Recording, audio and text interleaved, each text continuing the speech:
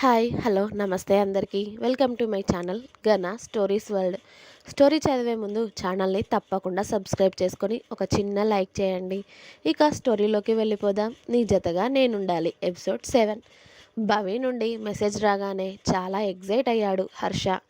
Hi భవి, ఎలా ఉన్నావే అని మెసేజ్ చేశాడు వెంటనే. ఐఎమ్ ఫైన్, నువ్వెలా ఉన్నావు హర్ష? ఏదోలే, అలా ఉన్నాను. ఏదోలా ఎందుకుంటావు? అమ్మాయిలతో రాసుకు పూసుకు డ్యాన్స్ చేస్తూ బాగానే ఉన్నావు కదా, నీకేమయ్యింది? అమ్మాయిలతో డ్యాన్స్ అది ఎప్పుడూ ఉండనే ఉంటుంది, కానీ అయినా నీకెందుకే నేను అమ్మాయిలతో డ్యాన్స్ చేస్తే? నాకేంటి, నాకేం లేదు, నువ్వు చేస్తున్నావు కదా అని చెప్పాను అంతే. అవునా, ఇన్ని రోజులకు గుర్తొచ్చానా అయితే నేను? సరే, నేను చేయలేదు, పోనీ నువ్వైనా చేసావారా మెసేజ్? నేను చేస్తేనే కదే నమ్మకం తోటకూర పాలకూర అని ఇంకేదో చెప్పి ఇంకోసారి నాకు మెసేజ్ చేస్తే బాగుండదు అని సీరియస్ అయ్యి కట్ చేశావు. నీకు మళ్ళీ మెసేజ్ ఎలా చేయమంటావు చెప్పు? హో, అయితే నువ్వు కూడా నన్ను మర్చిపోయావు కదరా? మర్చిపోవడం అంటే గుర్తున్నావు, కానీ నీకు మళ్ళీ మెసేజ్ చేస్తే ఎలా రియాక్ట్ అవుతావో అని చేయలేదు అంతే. ఏంటే మాట్లాడవా నాతో? ఏం మాట్లాడాలి హర్ష? అమ్మాయిలతో డ్యాన్స్ చేశానని కోపం వచ్చి నాకు మెసేజ్ చేశావు అంతేనా? వామ్మో, వీడిలా కనిపెట్టాడు నా మనసులో మాటని. వీడిలా చేయబట్టే కదా 2 రోజుల నుండి తినకుండా హాస్పిటల్కి వెళ్లకుండా ఇంట్లో కూర్చున్నాను అని అనుకుని నేనెందుకు కోపం తెచ్చుకుంటాను నీపైన అని మెసేజ్ చేసింది భవి. ఏమో, నాకు అలానే అనిపించిందే.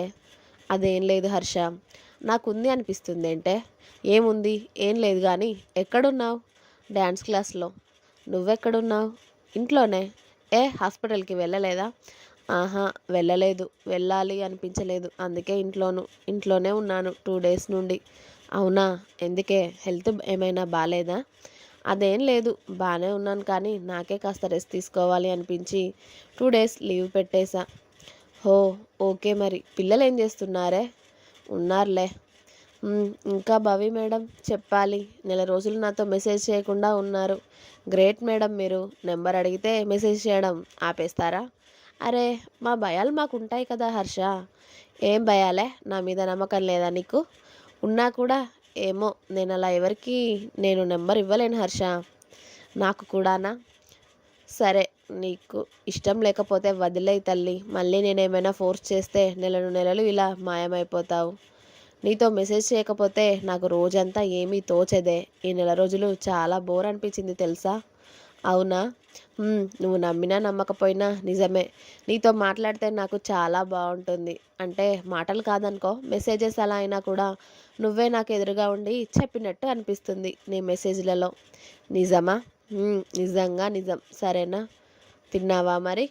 లేదే, ఇంకా తినాలి. ఇంతే లేట్ అయితే ఎలా రా, కాస్త టైంకి తిను.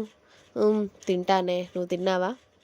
లేదు హర్ష, తినాలి. అస్సలు లేవలేదు ఈరోజు, చాలా టైర్డ్గా ఉంది. వంట చేసే ఓపిక కూడా లేదు. బయట నుండి ఆర్డర్ పెట్టుకుంటాను. అడ్రస్ చెప్పవే, నేను పంపిస్తాను. అబ్బో, అలా కూడా అనిపిస్తుందా? ఇంకా చాలా అనిపిస్తుంది, కానీ చెప్తే నువ్వు తట్టుకోవు. అబ్బో, అంతలా ఏమనిపిస్తుంది ఏంట్రా నీకు? చెప్తానే, కానీ నేను అవి చెప్పాక మీ ఆయన ఊరుకోడు అనుకుంటా. అంటే ఏంట్రా? ఏవో ఉన్నాయిలే, నీకెందుకు? అరే, నా గురించి మళ్ళీ నాతో ఎందుకంటావేంట్రా నువ్వు? ఓయ్, ఇదంతా కాదు, కానీ మీ ఆయనను వదిలిపెట్టి పిల్లల్ని తీసుకొని రావే నువ్వు. నేను నిన్ను పెళ్లి చేసుకుంటాను. ఏమంటావు అన్నాడు హర్ష. ఏమంటాను చెప్పు, తెగుతుంది అంటాను. ఏంటే అంత మాట అనేసావు? లేకపోతే పెళ్ళైన అమ్మాయిని పట్టుకొని మీ ఆయనని వదిలేసి రమ్మంటావా? సిగ్గు లేదురా నీకు అలా మాట్లాడడానికి? లేదే. తూ ఎదవా. థ్యాంక్ యూనే. తిడుతుంటే థ్యాంక్ యూ అంటావేంట్రా సిగ్గులేని వేదవా? ఏంటోనే, నువ్వు తిడుతున్నా కూడా నాకు పొగుడుతున్నట్టు ఉంది. ఏం చేయమంటావు? దీన్నే పైత్యం అంటారు మా ఊర్లో. అవునా? అవును. ఓయ్ భవి. ఏంట్రా? నీ ఫోటో పెట్టవే ఒకసారి, నీ మొహాన్ని చూసి తరిస్తాను. మళ్ళీ మొదటికి వచ్చావేంట్రా? నిన్ను చూడాలని ఉందే నాకు. నువ్వైతే నన్ను రోజు చూస్తున్నావు, కానీ నేను నిన్ను చూడకూడదా? చూడకూడదు. ఎందుకు అలా? అదంతే. నిన్ను ఎలా అయినా పట్టుకుంటానే, అప్పుడు డైరెక్ట్గానే చూస్తాను. అప్పుడు చెప్తా నీ సంగతి. నీకంత సీన్ లేదురా, నేను దొరకను కదా నీకు.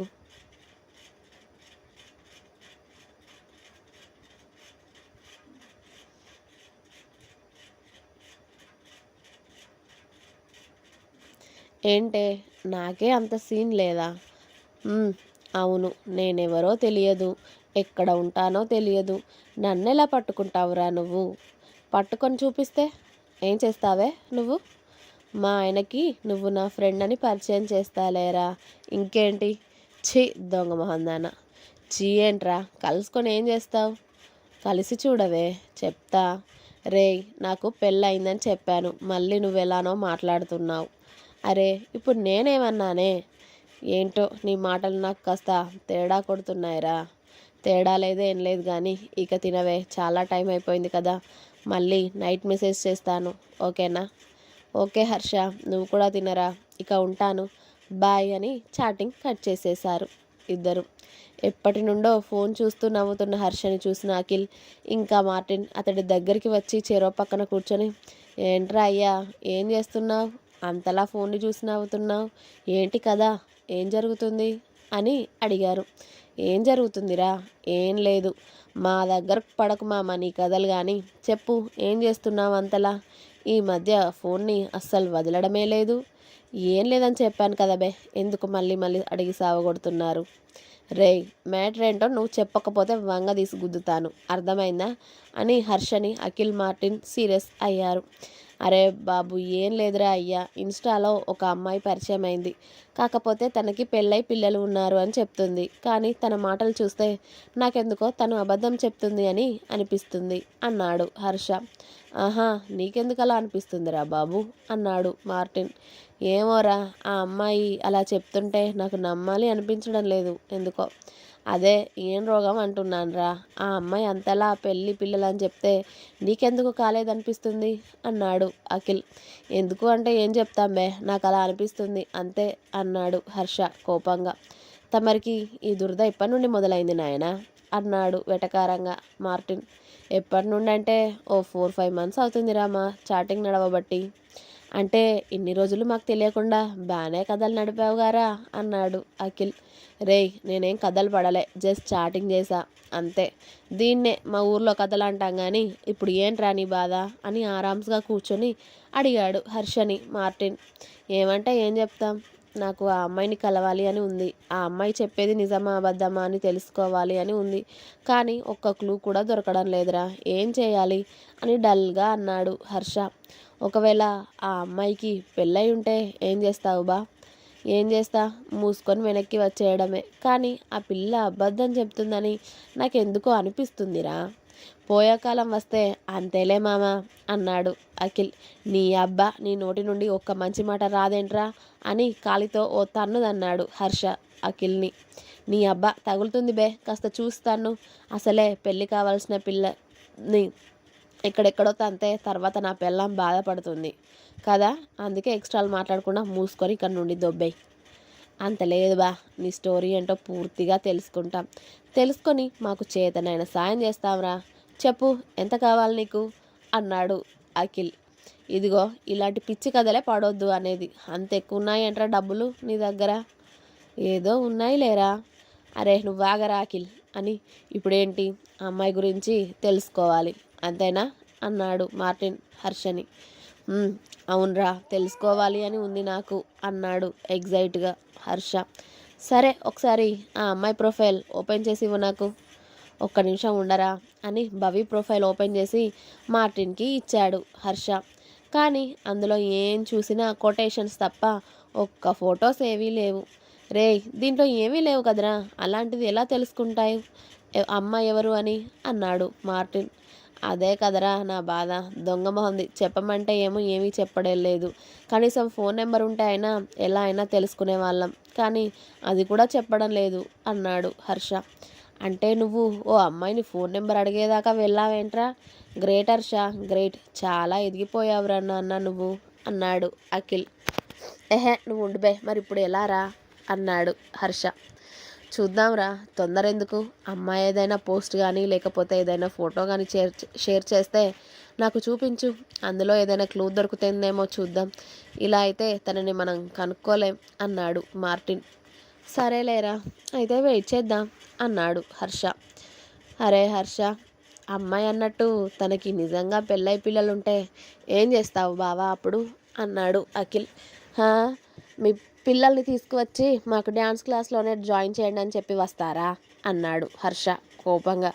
ఓ అయితే మన డ్యాన్స్ క్లాస్కి ఇంకో 2 పిల్లలు జాయిన్ అవుతారు అన్నమాట అన్నాడు అఖిల్. రే నీకు బాగా దూలెక్కి కొట్టుకుంటున్నావురా, నీ మామ ఉండరా నీ సంగతి అని అఖిల్ వెంట పడ్డాడు హర్ష. రే రే ఆగరా అని హర్ష నుండి తప్పించుకు తిరిగాడు అఖిల్. అలా నైట్ మళ్ళీ ఇంటికి వెళ్ళిపోయాడు హర్ష. ఆ రోజు హర్ష మొహాన్ని చూసిన లక్ష్మి గారు, ఏంట్రా ఇవాళ మొహం వెలిగిపోతుంది అని అడిగారు. ఏం లేదమ్మా, నేను నార్మల్గానే ఉన్నానే అన్నాడు హర్ష. ఆహా, కొన్ని రోజుల నుండి ఎందుకో డల్గా ఉన్నావు, ఇవాళ సంతోషంగా కనిపిస్తున్నావు, అందుకే అడుగుతున్నాను ఏమైందని. అలా ఏం లేదమ్మా అని తన రూమ్కి వెళ్ళిపోయాడు హర్ష. ఇక నైట్ డిన్నర్ అయ్యాక మళ్ళీ మెసేజ్ చేశాడు భవికి, ఉన్నావా అని. ఉన్నాను అని రిప్లై వచ్చింది అటువైపు నుండి.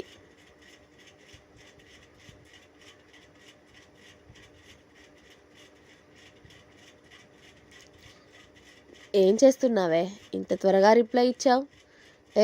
ఇవ్వకూడదా? అలా అని కాదు, మీ ఇంట్లో మీ ఆయన పిల్లలు ఉంటారు కదా, ఏదైనా వర్క్లో ఉండి ఉంటావు అనుకున్నా. ఏం లేదు, ఖాళీగానే ఉన్నా కానీ అందుకే త్వరగా రిప్లై ఇచ్చాను. హో, ఇంకా తిన్నావా? ఇప్పుడే. ఇంకా ఏంటి, ఏం చేస్తున్నావు? పిల్లలు పడుకున్నారా? పడుకున్నారురా. మరి నువ్వేంటే ఇంకా మెలకుగానే ఉన్నావు? మీ ఆయన లేడా? ఉన్నారు. ఏం చేస్తున్నారు? ఫోన్ చూస్తున్నారు. ఏంటే మీ ఆయన నువ్వు పక్కగా ఉండగా కూడా ఫోన్ చూస్తున్నాడా ఈ టైంలో? ఏం చేయమంటావురా మరి? అరే మొగుడు పెళ్ళాలు ఏం చేస్తారే ఈ టైంలో?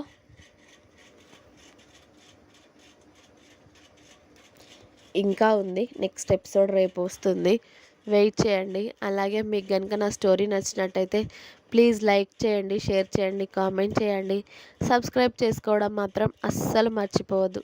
Please subscribe my channel Ganna stories world and like చేయండి. Thank you. Bye bye.